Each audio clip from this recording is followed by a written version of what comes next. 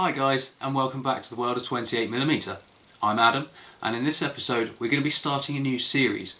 And it's going to be an extension of the Building Mordheim series, but in this series we're going to focus on just the Mordheim structures themselves. Okay, so we'll be looking at things like when you're building them, making sure that you can still move troops through them while making them look nice and ruined and torn up. Whether to have line of sight blocking or non-line of sight blocking, all these sort of things we're going to explore during this series. But as I say, the first one we're going to do something basic, get my words out, and we'll go from there. Okay, so let's head down to the table and we'll crack on. So we're going to start off this project just by making a base for our piece, and this base will be a 4" by 4" square.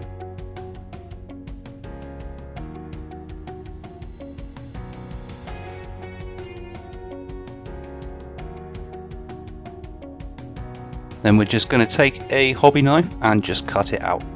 It's important to remember to do a few passes over the piece rather than just one deep cut. You'll get a nice clean, better cut this way.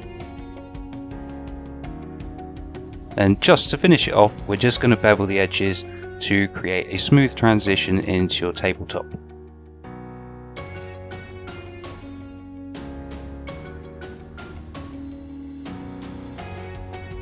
Next up, we're going to make the walls.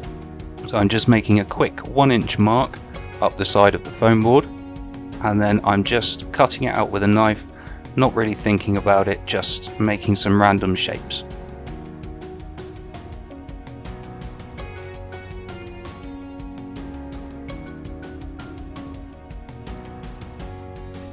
When making your walls, remember not to exceed a 2" mark, because that will be the base measurement for each floor. Now I'm just going to dry fit these pieces just to make sure I'm happy with them. Then we're going to glue them down using just some hot glue.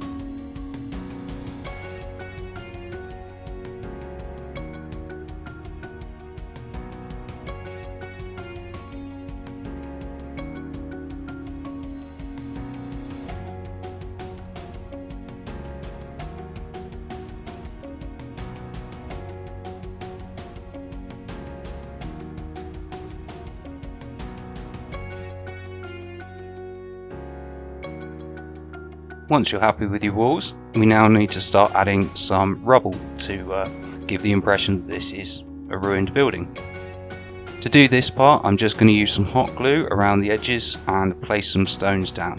This will also help you cover up any join lines in the foam board. It's important to remember when placing the rubble that you don't want to interrupt troop movement too much. This is why you'll see that I'm keeping this part of the rubble close to the edges. Essentially, models are just going to be hiding behind those walls or passing through, so having a bit of rubble around the edges isn't going to hinder anything too much, as long as you don't go over the top.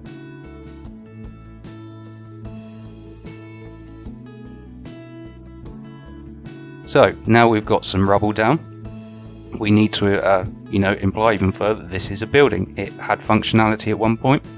So to do this, I've just got some old doors and windows. You'll notice them if you're a Mordheim fan from the set. I actually bought the originals off eBay and then recast them myself. There's a video on how to do that. I'll put a link up in the description. So I've chopped those doors and windows up just to make them look a bit ruined, and we're going to hot glue them into place.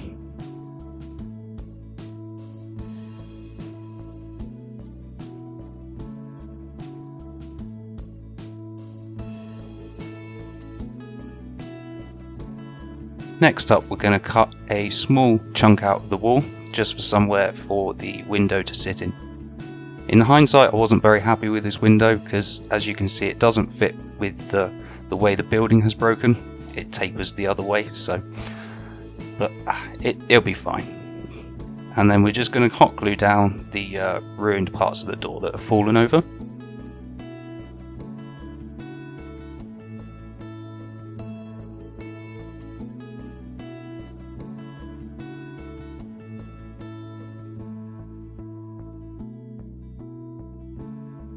what we're doing now is we are just going around the walls and beveling off the edges.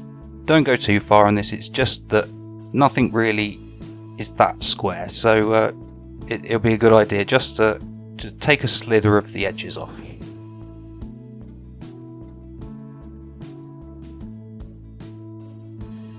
Then once you're happy with that, next up we're going to make the walls look a bit ruined and broken up.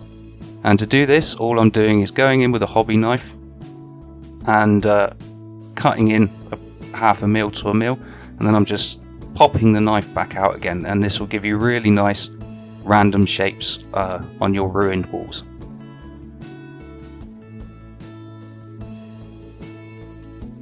Also, don't throw away any of the little pieces that you chip out. We'll use them in a second.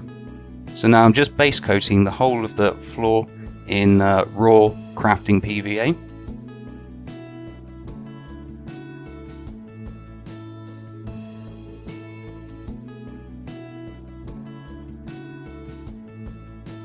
Making sure I get all my edges.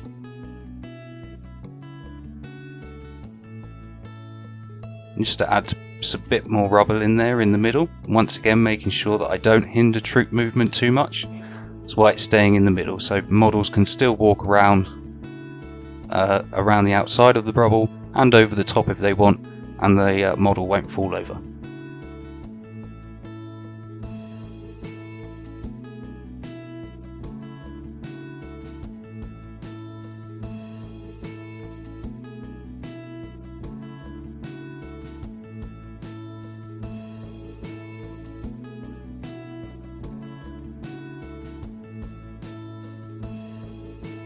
And once you're happy with the rock placements, then we're just going to douse the entire thing with some fine sand.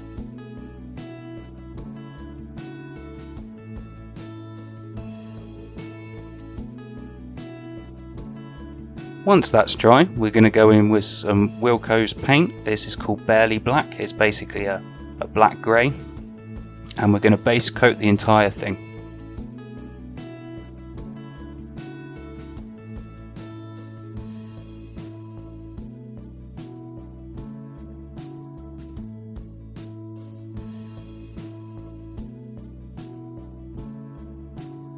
And then we're going to take some Wilko's Storm Grey, I think it was. We're just going to take the excess off, and we're going to dry brush over the top of the sand and the rocks, and remembering to catch the edges of your walls, but don't worry about the walls just yet. I forgot to do, I didn't realise I wasn't doing this on camera, but essentially we're going to stipple paint the walls. So I'm just taking some sponge there, and then I'm going to stipple it onto the flat sections of the wall. I'll show you in a second. This will just ensure that you'll get a nice even coat and you won't get any brush strokes.